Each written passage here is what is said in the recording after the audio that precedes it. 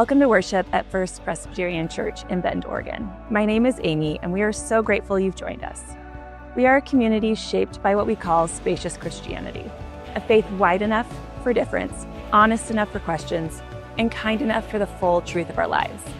Here, doubts are not disqualifiers, questions are not threats, they're invitations into deeper faith and more authentic connection.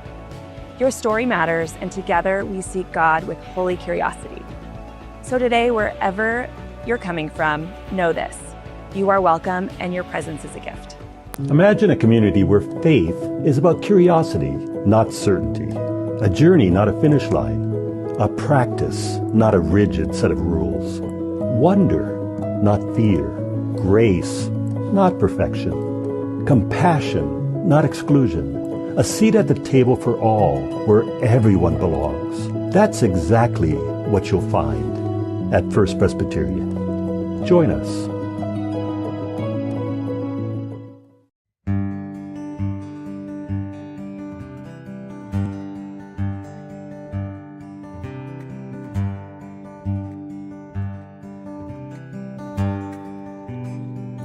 O Lord my God, when I in awesome wonder consider all the works thy hands have made, I see the stars, I hear the rolling thunder, thy power throughout the universe displayed.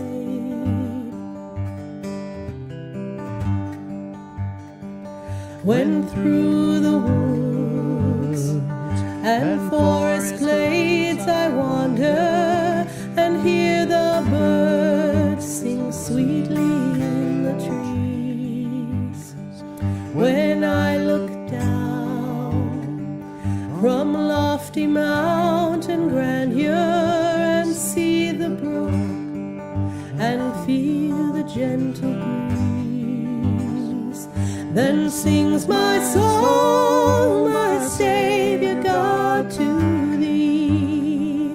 How great thou art, how great thou art.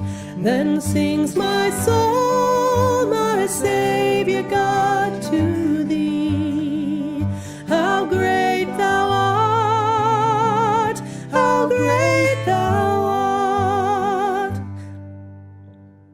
When Christ shall come with shout of acclamation and lead me home, what joy shall fill my heart.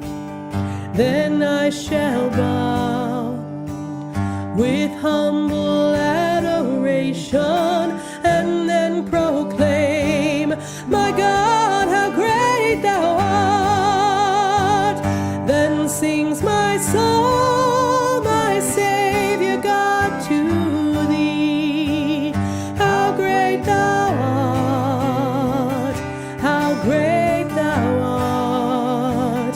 Then sings my soul, my Savior God, to thee.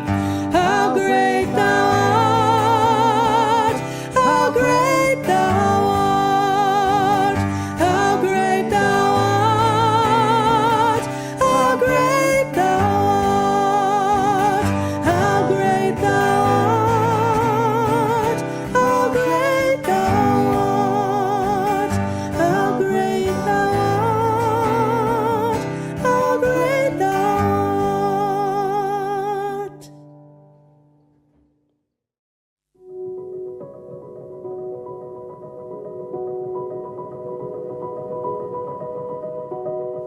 I rest in you, O God. I am in your safekeeping, body and soul held in peace. My heart cries out to you, my God. All that upsets me, you see. All that disturbs me, you understand. Only here in your presence am I fully known. I am wrapped in grace. I rest in you, O God. I am in your safekeeping, body and soul held in peace. I try to relax, but anger rattles me. I try to relax, but my feelings niggle at me. Be still, be silent. Put your trust in the Lord. I rest in you, O God. I am in your safekeeping, body and soul held in peace. In the stillness, the light of your face shines. My heart turns to thankfulness and is glad. I have more than enough. You, Lord, are more than enough. I lie down to sleep, safe and sound. I rest in you, O God. I am in your safekeeping, body and soul held in peace.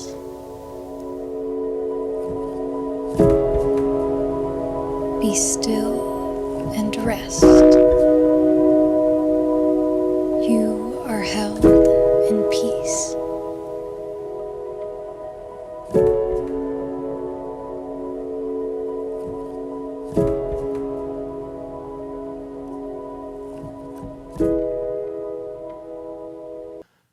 I was summoned to the principal's office in fifth grade for bullying another student. I was kind of a people pleaser, and rather than stand up for what I knew was wrong, stand up for the one being bullied, I went along with the crowd and participated in teasing this student. On my way to the principal's office, my shoulders were slumped, wearing this heavy, heavy coat of guilt and shame. I saw the principal as the great enforcer who was to be feared, and who was about to cast me into the pit of eternal disapproval. I was shocked to experience a very different principal than the one I expected, the picture I had in my mind. He said to me, I remember it so vividly, he said, "Stephen, you're so much better than this behavior. This behavior does not reflect who you really are. This is not your best self. Don't listen to peer pressure. Listen to that voice inside that will always call you to something better." Wow. I was shocked. I feared the principal. And I really thought I was going to be sentenced to perpetual guilt and shame. It turned out I was being summoned to a larger and more loving life reflecting who I really am. If your theology sentences you to guilt and shame, and if your theology doesn't summon you to a larger and more loving life reflective of who you really are, it's time to change your theology. If your image of God shrinks your spirit, binds you in fear, it's time for a new image of God. What is your image of God? We don't often think about this, but I'd like you to think about that. Because the image or the notion of God we hold profoundly influences, whether we know it or not, influences how we see ourselves and how we relate to others in the world. When people tell me, and they tell me this a lot, they just tell me, I don't believe in God. I always say, tell me about the God you don't believe in. Because the chances are, I don't believe in that God either. I profoundly believe the purpose of Jesus' life was not to change an angry and judgmental God's mind about us sinful and unworthy humans. I profoundly believe the purpose of Jesus' life was to change our mind about God, to change the image we hold of God, to introduce to us a God of spacious, radical, unconditional love, knowing this would then change how we understand ourselves and how we love others. Jesus said, there was a man who had 2 sons. The younger one said to his father, "Father, give me my share of the estate." So he divided his property between them. Not long after that, the younger son set off for a distant country. And there he squandered his wealth in wild living. After he had spent everything, there was a severe famine in the whole country, and he began to be in need. So he went and hired himself out to a citizen of that country who sent him to his fields, a Jewish man here, sent him to his fields to feed pigs. He longed to fill his stomach with the pods that the pigs were eating, but no one gave him anything. When he came to his senses, he said, "How many of my father's hired servants have food to spare? And here I am starving to death. I will go back to my father and say to him, 'Father, I have sinned against heaven and against you, and I am no longer worthy to be called your son. Make me like one of your hired servants.' So he got up and went to his father. But while he was still a long way off, his father saw him and was filled with compassion for him. He ran to his son. He threw his arms around him, kissed him, and said, 'Welcome home.' The son said, 'Father, I have sinned against heaven and against you. I am no longer worthy to be called your son.' But the father said to his servants, 'Quick, bring the best robe, put it on him, put a ring on his finger, sandals on his feet, bring the fatted calf, let's have a feast and celebrate. For this son of mine was dead and is alive again. He was lost and is found.' So they began to celebrate. Meanwhile, the older brother was in the field. When he came near the house, he heard music and dancing. He called one of the servants and asked, 'What's going on?' 'Your brother has come home,' the servant replied, 'and your father has killed the fatted calf because he has him back safe and sound.' The older brother became angry, refused to go in. His father went out and pleaded with him. But he answered his father, Look, all these years I've been slaving for you and never disobeyed your orders. Yet you never gave me even a young goat so I could celebrate with my friends. But when this son of yours, who has squandered your property with prostitutes, comes home, you kill the fatted calf for him.'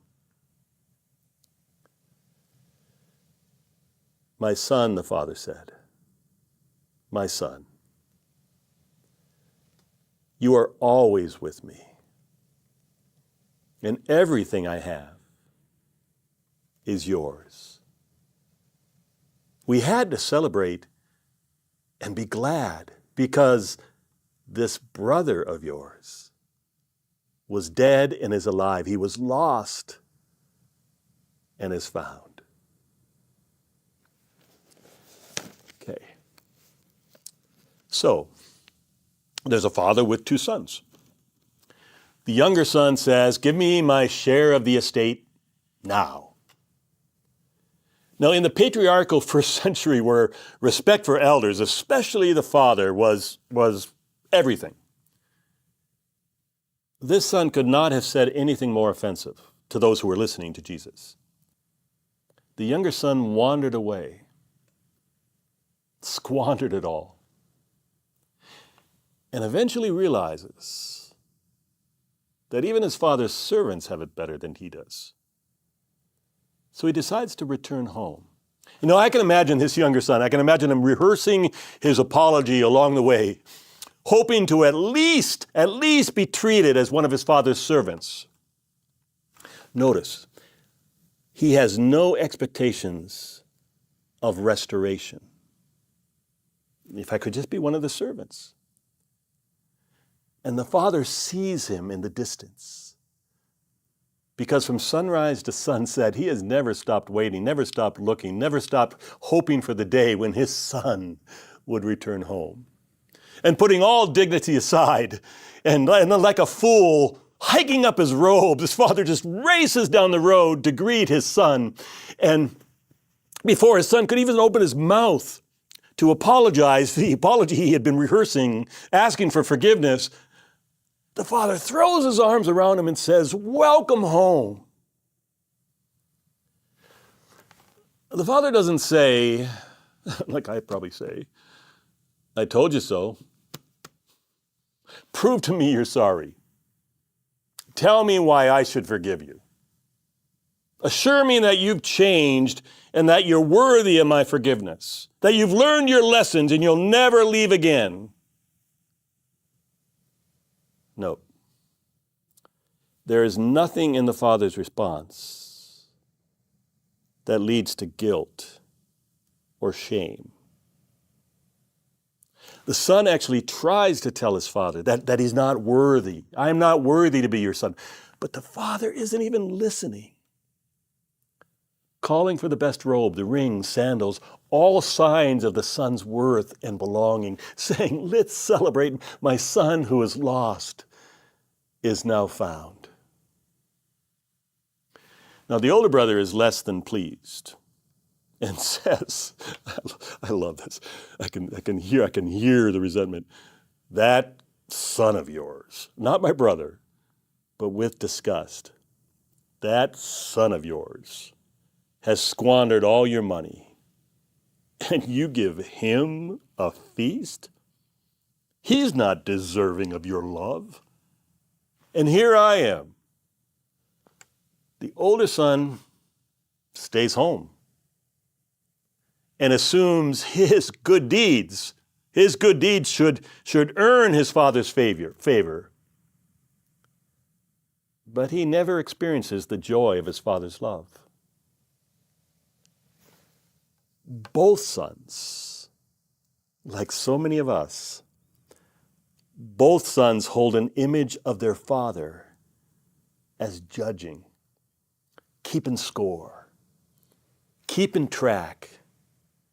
And you either have points deducted or you have points added. Both sons assume the father's love is determined and dependent by their actions, good or bad. And Jesus turns this idea completely upside down. The father runs to greet his younger son, and before he even opens his mouth to apologize, embraces and kisses him, essentially saying to him, "Welcome home, but know that in my heart, you never left. You are always, have always been, will always be home in my love. You can never be separated from my love." Now to the older son, who said to his father, "You never gave me a party," the father says, "You are always with me, and I am always with you. Everything I have is yours." And by the way, if you're ever interested in centering prayer, that's probably the definition of centering prayer right there, is understanding that sentence. That just may be my favorite verse in the entire Bible, the one verse that changes absolutely everything. You are always with me. I am always with you. Everything I have is yours. At the heart of this story is the unbelievable good news that both sons already belong in God's love. What they are both desperately searching for is already theirs. A transactional faith, holding the image of a God of conditional love, says, if you just do this, then God will love you, accept you, save you. So much of our love for one another is transactional. There are rules to follow, expectations to fulfill, criteria to be met in order to be acceptable. Imagine if we didn't stop to judge or ask if someone was worthy or deserving of our love. Imagine if we knocked down all those barriers that keep people away from the hospitality of God's welcome, the barriers that keep people from knowing themselves as God's beloved. Imagine if we just loved with the spacious and radical love of Jesus, the kind of love that might lead people to complain who we invite to our tables. If we love like that, we might have just found a theology worth keeping. When we know ourselves already to be at home in God's love, we can then become the welcome mat of healing and grace so many in this world need and are longing for. May it be so.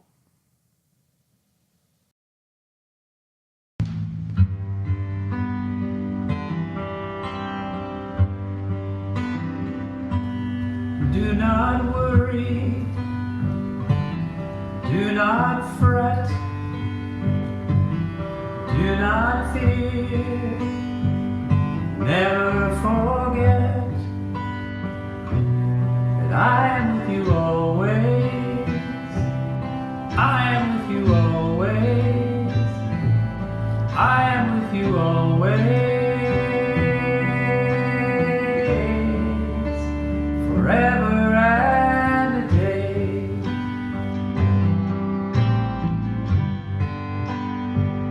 This world has trouble, this world has hurt. Don't be discouraged, I have overcome the world. I am with you always, I am with you always, I am with you always, forever and a day.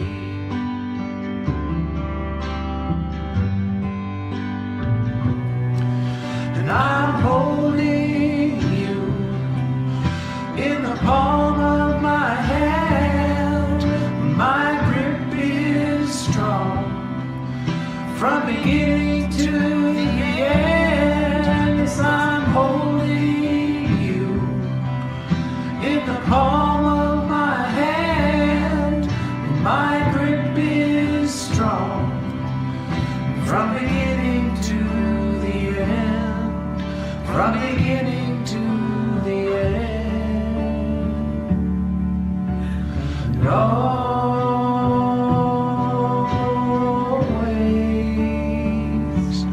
do not worry, do not fret, do not fear, never forget. I am with you always, I am with you always, I am with you always,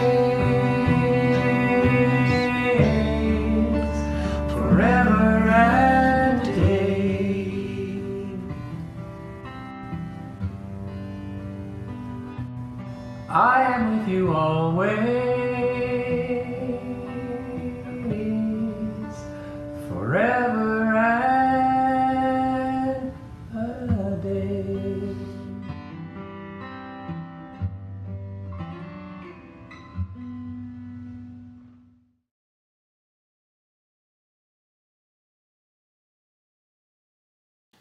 Friends, may we dream of a world infused with a wider love than we can imagine.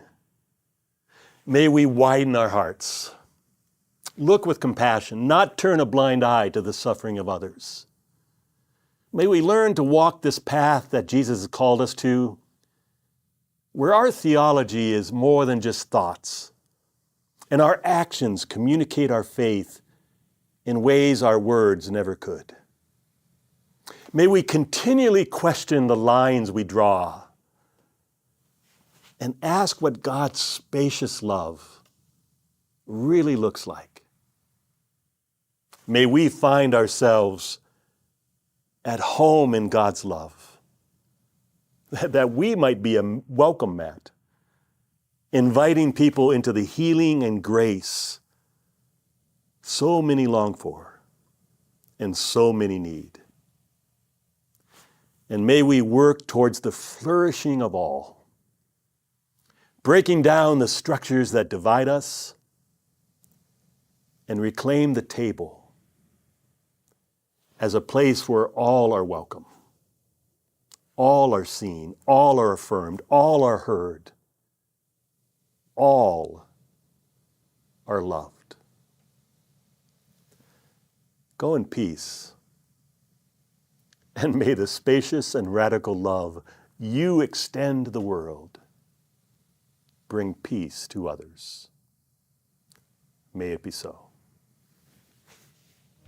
Friends, this worship broadcast is only possible because of your generous support. We need your support in sharing a spacious Christianity, a faith that welcomes questions, embraces difference, and makes room for everyone. Please consider making a financial gift today. You can give online at bendfp.org or by using the QR code on your screen. Thank you for worshiping with us. It's a gift to have you here. Until next time, may God bless you.